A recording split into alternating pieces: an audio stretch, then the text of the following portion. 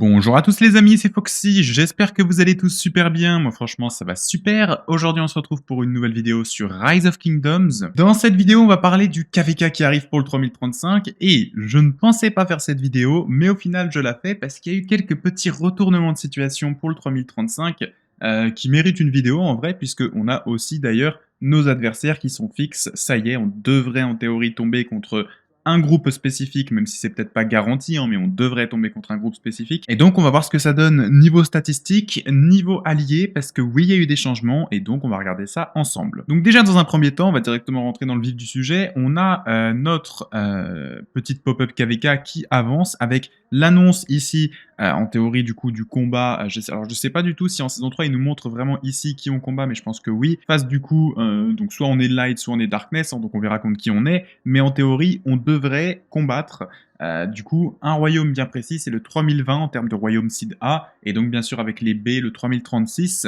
qu'on va du coup revoir pour une troisième fois en KVK. On devrait combattre aussi alors, c'est un petit peu spécial, mais le 39, oui, le 39, donc je vais reparler de ça juste après. Et aussi, comme royaume contre qui on va se battre, le 3030. Donc, une belle équipe en face. Une belle équipe qui est constituée, on va le voir sur les statistiques, de 4 royaumes qui sont tous capables d'assumer un front, et vous allez voir pourquoi c'est important aussi par la suite. Mais donc ici, vous voyez que ça avance. Sachez juste par contre que forcément, le 17, on aura le pré-KVK, et donc moi, eh bien, je serai en live pour les maraudeurs, pour le training, pour l'effort, bref, vous connaissez les lives traditionnels. On se fera aussi des lives pendant le KVK directement. Donc vous voyez le retour des petits lives sur Twitch, hein, bien évidemment, vous avez le lien dans la description. Et donc on va pas mal live pendant cette période de KVK. Là, il n'y a pas grand chose, donc je fais pas forcément beaucoup de live. Mais attendez-vous à ce que les lives ils recommencent assez vite du coup pour cette période-là, après KVK, KVK, etc.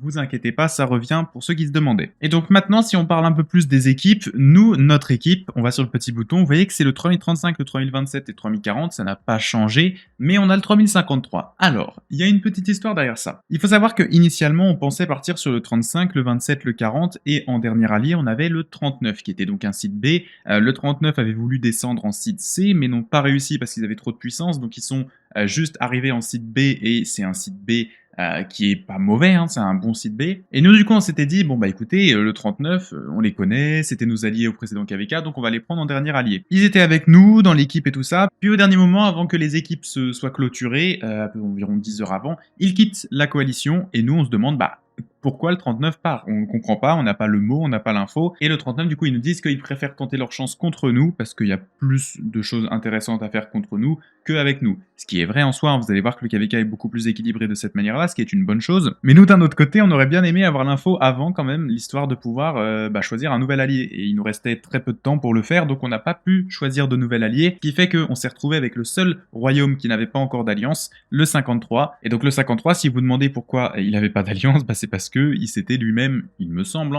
en tout cas retiré de l'autre équipe, ou en tout cas il s'est fait retirer lui, parce qu'ils avaient déjà une équipe auparavant, et donc écoutez, on s'est retrouvé avec eux, c'est pas des alliés qu'on avait choisis par défaut, mais on jouera avec eux, et ce seront comme si ça avait été nos alliés à la base, il n'y a pas de souci là-dessus, on les considère comme nos alliés, mais c'est vrai que on peut pas se cacher du fait qu'on ne voulait pas forcément avoir le 53 comme allié, mais que maintenant c'est fait et qu'on va se jouer avec ça. Et donc dans notre camp, on a des disparités qui sont quand même assez importantes, et il faut les noter, surtout lorsqu'on arrive dans ce type de KVK où vraiment ça se joue beaucoup dans un seul fight qui va être crucial. Et du coup, si je passe directement aux statistiques pour mieux comprendre la situation, je vous mets cette petite image là que j'ai faite moi, et vous voyez que, alors là attention, il n'y a pas le 53 qui est compté, vous voyez, hein, il n'y a pas le 53, mais c'est de la donnée qui date un tout petit peu, c'est pas un top 300, je vais vous montrer le top 300 juste après. Là, on n'est pas sur du top 300, on était juste sur des alliances. Donc, on a plein de puissance et tout. Vous voyez en jaune les alliances de guerre, les alliances qui ont assez de puissance pour les considérer comme des alliances de guerre pour les camps adverses, et les alliances en rose, c'est pour notre camp, les alliances qu'on peut considérer comme des alliances de guerre. Alors pour le 35, bien évidemment, il y en a plus que 3, mais par rapport aux autres royaumes, j'étais obligé de limiter à 3. Et donc si on regarde, on voit que c'est quand même en limitant un petit peu le 35, très équilibré. On est vraiment sur un équilibre qui est quasiment parfait d'ailleurs, hein, si on compte les alliances du 35 en plus. Mais le problème, c'est que on voit bien que côté 39, 36, 30 et 20, on a toujours une alliance qui est vraiment pas mal et qui tient la route. C'est un problème en soi parce que si on rajoute le 53, on va vite se rendre compte qu'en fait, eh bien, dans notre groupe, il y a le 27 et le 35 qui sont bien en termes de kill point et de puissance, et le 40, lui, qui est bien en termes de kill point, mais par contre, en termes de puissance, ils ont un sérieux retard par rapport aux autres. C'est-à-dire que si on se base sur le placement théorique de la carte, il faut bien comprendre que le 40 risque de tomber face au 36, et donc dans ce cas-là, qui c'est qui gagne en 1v1? Forcément c'est le 36. Le 53 risque de tomber en 1v1 contre le 39. Qui c'est qui gagne en 1v1 entre les deux? Eh bien c'est le 39. Et au final, il n'y a que avec le 3020 et le 3030 que l'on peut gagner, c'est-à-dire que le 27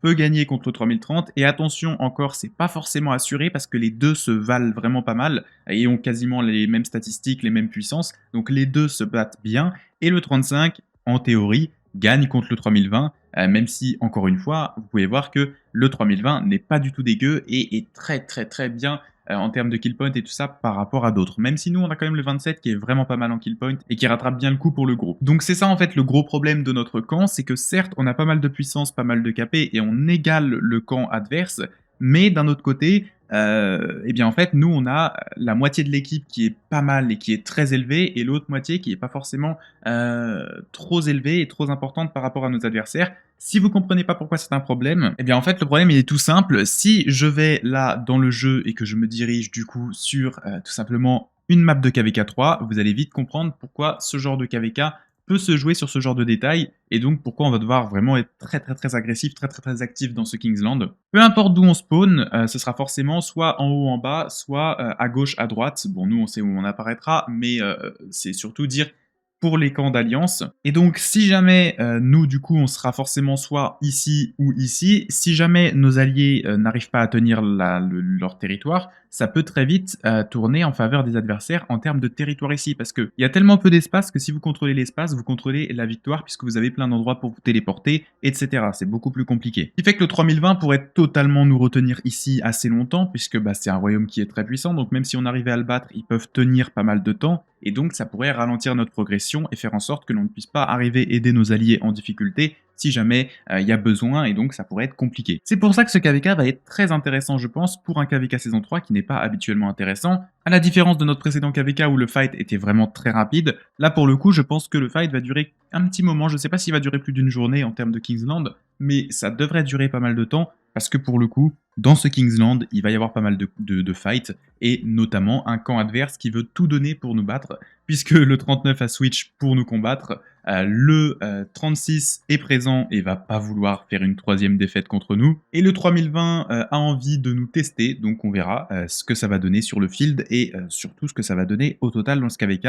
Je pense que ça va être quand même très complexe, mais ce qui est bien, c'est que ce KVK est fait d'une manière à ce que le royaume, en théorie le plus faible, se retrouve à côté du royaume le plus fort. Donc à côté de nous, on aura soit le 40, soit le 53, l'un des deux, parce qu'en termes de puissance, ils sont assez proches, et donc on pourra les aider directement sans avoir trop de difficultés, ce qui est une très bonne chose dans ce type de scénario, parce que sinon ce serait compliqué pour nous. Ce qui veut dire que de l'autre côté, il y aura le 27 avec un autre cadet. En somme, les scénarios parfaits, il faudrait que le 35 soit à côté du 53, et que le 40 soit à côté du 27, parce que le 40 et le 27 ensemble peuvent tenir pas mal longtemps, et même peut-être même gagner honnêtement de leur côté, parce que vraiment les deux ont des belles alliances, et le 53 par contre, pour le coup, ils l'ont déjà prouvé par le passé, sont pas très bien organisés et sont pas forcément très actifs, donc faudrait qu'ils soient à côté de nous pour qu'on puisse un petit peu remonter ce côté-là. Si c'est pas le cas, on verra comment ça s'adapte, mais honnêtement, ce KVK s'annonce d'être vraiment très intéressant, et c'est ça qu'il faut noter. Comme je l'ai dit, on a aussi un autre petit truc, c'est les top 300, et donc là c'est le 40 qui a fait les petits scans, et donc vous voyez qu'on a du coup, en termes de top 300, des top 300 qui sont quand même bien élevés, mais l'avantage est clairement au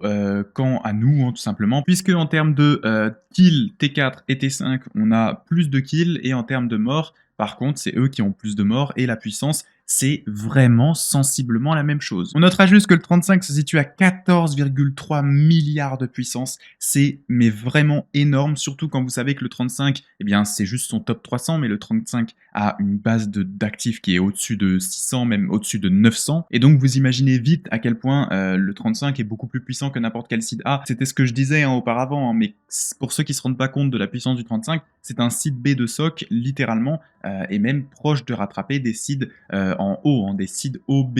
Donc c'est vraiment pas mal comme performance, et surtout pour ce type de KVK, ça promet d'être vraiment très intéressant. Ce Kingsland, puisque vous regardez bien, mais vous voyez que en termes de puissance, il y a des grosses disparités lorsqu'on arrive sur le 40 et le 53 par rapport au 36 et au 39. Et au niveau des kills, c'est là qu'il y a la plus grosse disparité. Vous regardez le 53, vous regardez le 39, vous voyez qu'il y a un double de kills. Donc le 39 face au 53, ce serait un massacre. Le 40 face au 36, ce serait pas un massacre, mais ce serait complexe pour le 40 parce qu'ils n'ont pas assez de puissance pour rivaliser avec le 36. Donc à l'usure, ce serait le 36 qui gagnerait. Mais le 30 contre le 27, je pense honnêtement que c'est le 27 qui va gagner ce duel, même si le 30 a, vous le voyez, plus de puissance. Et attention, ça peut vouloir dire que le 30 a fait un beau recrutement entre les deux KVK, puisque je rappelle, le 30 et le 27 se sont déjà trouvés en KVK juste avant en KVK saison 2. Donc faudra voir ce que ça donne. Et nous, par contre, face au 3020, bah, moi personnellement, vous le savez, hein, mais je suis assez confiant pour le 35. Le 35 est un royaume qui est vraiment hyper puissant et qui a peut-être pas trop de KP. Alors on est toujours premier en termes de kill point, hein,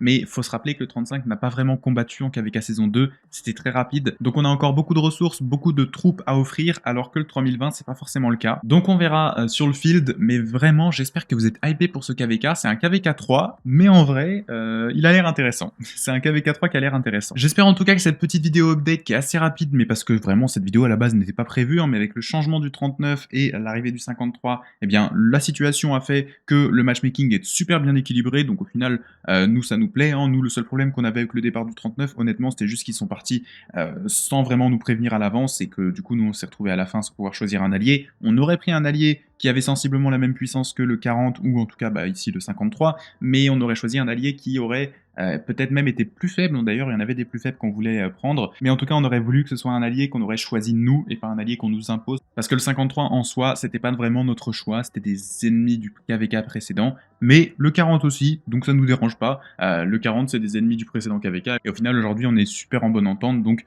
voilà, hein, c'est pas vraiment des soucis, mais c'est vrai que nous ça nous a un petit peu surpris au dernier moment. N'hésitez pas à mettre un petit like, un petit commentaire, à vous abonner si c'est pas déjà fait, ça fait toujours plaisir, et on se revoit très prochainement en vidéo et juste après en live pour plusieurs sessions de live du coup sur tout ce pré-KVK et sur ce genre de choses. D'ailleurs le pré-KVK il devrait y avoir de beaux scores et c'est là qu'on va voir en fait, je pense, la grosse différence entre notre camp et leur camp niveau activité, et pas forcément en bien, hein, je préfère le préciser, pas forcément en bien parce que là on a 4 royaumes qui sont quand même pas mal du tout, dont certains qui vont avoir la rage de la vengeance. Sur ce c'est tout ce que j'avais à dire, salut tout le monde, c'était Foxy.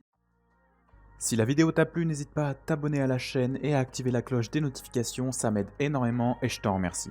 Tu peux aussi aller jeter un coup d'œil à ma chaîne secondaire Foxy Battles sur laquelle je poste régulièrement des replays d'Arc d'Osiris et de KVK.